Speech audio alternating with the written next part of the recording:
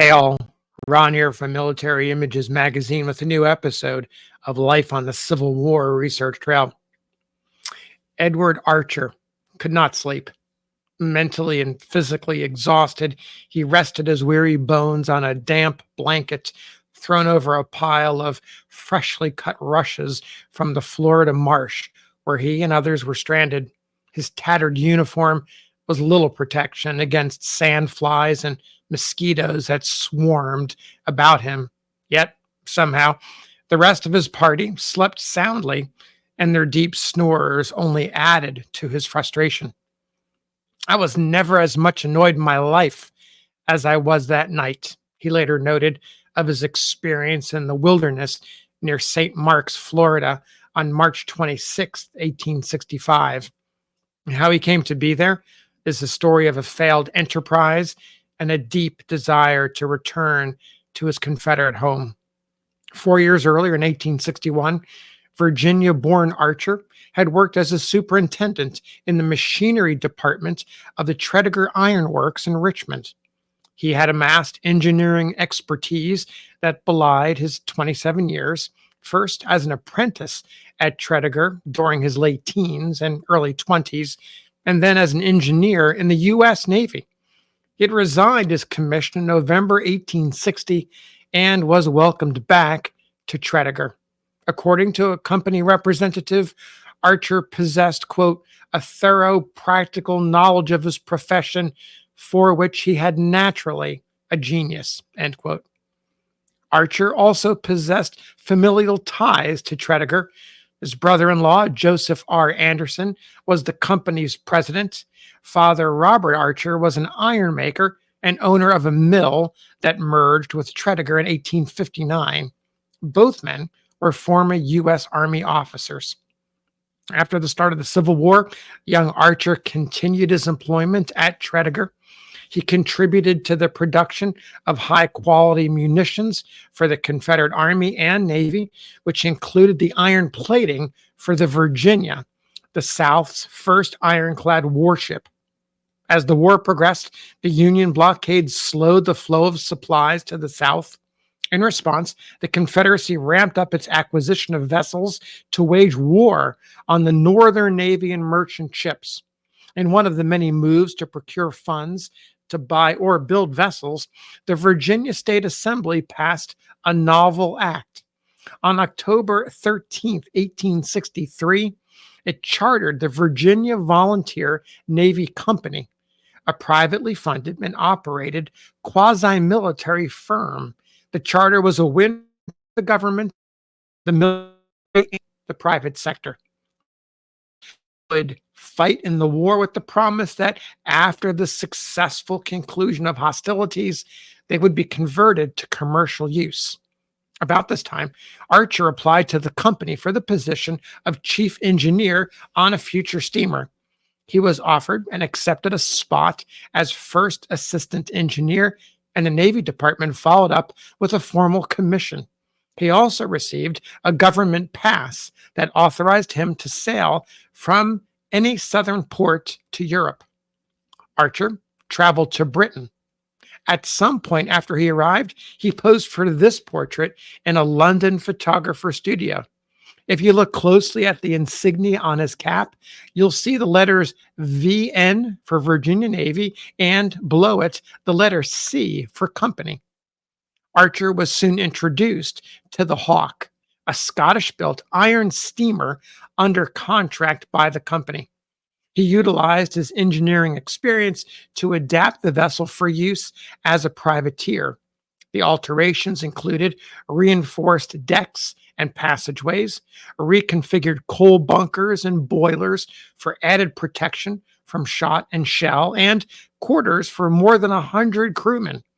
Changes consistent with a man of war. The work attracted the attention of U.S. diplomats who shared their observations to their British counterparts. They were, however, unable to find any evidence to link the Hawk to the Confederate nation. On June 13, 1864, the Hawk departed British waters for Bermuda, where she would be armed with guns and turned loose on the Yankee fleet. Archer was aboard. I cannot speak too highly in praise of the ship, as she is acknowledged by all to be the finest specimen of naval architecture of her class afloat," he wrote with pride to the president of the company. This was the high point of Archer's military experience. Only 2 weeks later, he and his shipmates arrived in Bermuda and learned that the funds promised to complete the purchase of the Hawk were not available. Accusations of financial irregularities and recriminations by company members continued for months. Meanwhile, yellow fever swept Bermuda. The contagion resulted in the deaths of 8 officers and men. Archer, however, was spared. In the end, the company could not pay the bill. Archer and the rest of the dejected crew returned to Britain aboard the Hawk in late 1864, strapped for cash and left with 2 coins to, quote, jingle in my pockets to keep up appearances when in company with gentlemen, end quote. Archer scrimped by until some funds were advanced from home. On January 21st, 1865, Archer left Liverpool on the steamer Africa, bound for Halifax, Nova Scotia. Thus began a harrowing 4-month odyssey to rejoin his family in Virginia. The deteriorating military and political situation in the Confederacy slowed Archer's progress as he journeyed from Halifax to Bermuda to Nassau to Havana. In Cuba, he ran into a bit of luck. The blockade runner Owl was in port, and her commander, the celebrated privateer John N. Maffitt, agreed to carry about a dozen men to the Confederate mainland. Archer was among them. On March 21st, the Owl left Havana.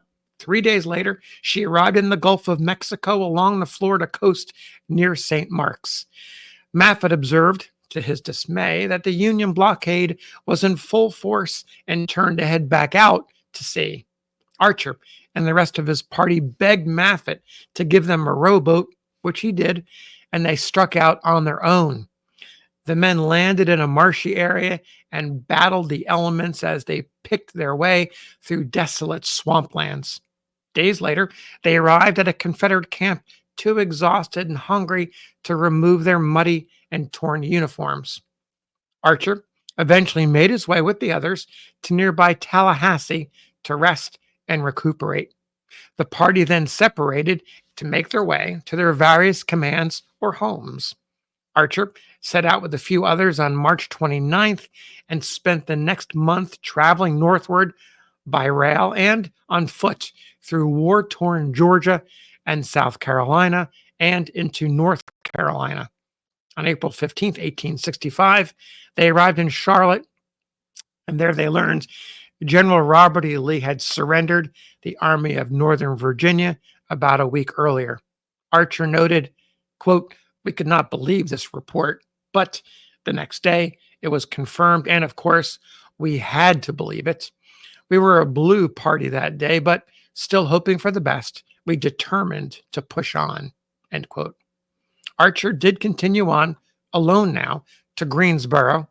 He stopped at the headquarters of General Joe Johnston in the midst of negotiations for the surrender of the Army of Tennessee with Major General William T. Sherman.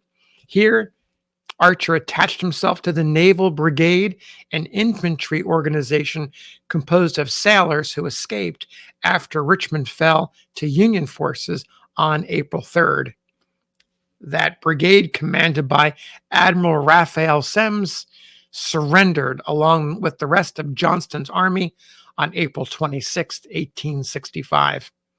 Archer received his parole 5 days later and immediately left for Richmond. He arrived in the conquered capital on May 4th and, quote, "finding all the family well, who were astonished to see me," end quote.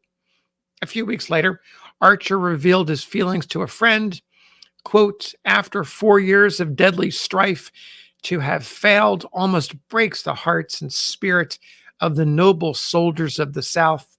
But still, there exists a smoldering flame which I have no doubt will one day burst forth and fire again the whole Southern mind.